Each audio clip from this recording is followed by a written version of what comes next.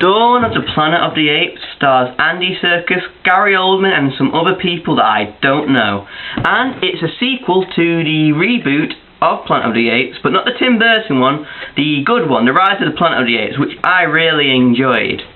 Now, this film has been getting a lot of positive reviews, and is it overrated? Yes. Is it still a good movie? Yes, it is. Is it worthy of 5 stars? No, not at all, but it's still a good movie, and here's why. The story is really interesting. Caesar has changed a lot in the 10 years it's been since the events of the first Planet of the Apes.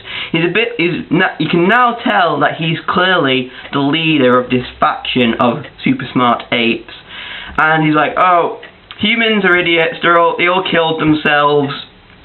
We are smart. Apes are the smartest beings there are. We're better than humanity is.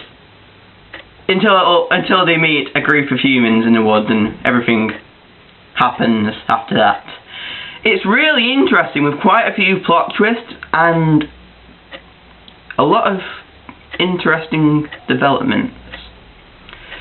The effects are brilliant. Green screen effects in the background look great, when they're in the forest.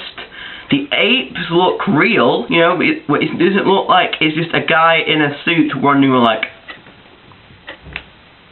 Andy Serkis does a great job as Caesar, all the motion captures. Of course he's going to do a great job. He's Gollum, for crying out loud. All the other apes do a good job. They all look real and they act like apes do. All the acting is good. None of the human actors are going to blow your minds with their terrific acting.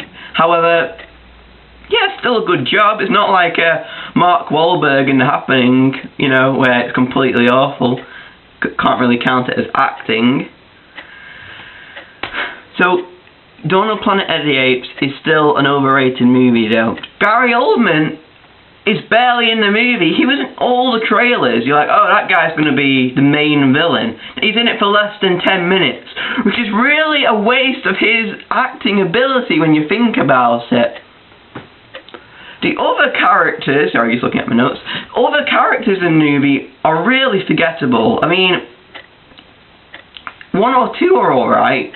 Cobra, another ape, does a really good job. Human characters, can't remember any of their names. Not that interesting when you get down to it. Other apes, well, Maurice is cool, but he doesn't really do anything.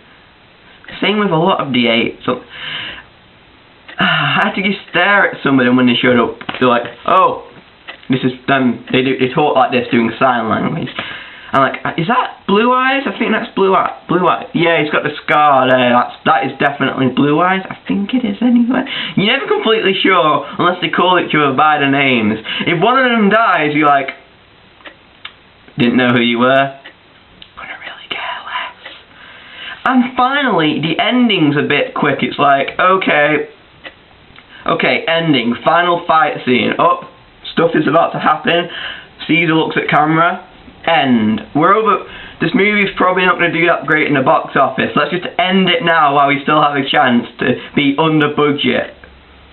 It was a good film, however, no, it is overrated to a high degree.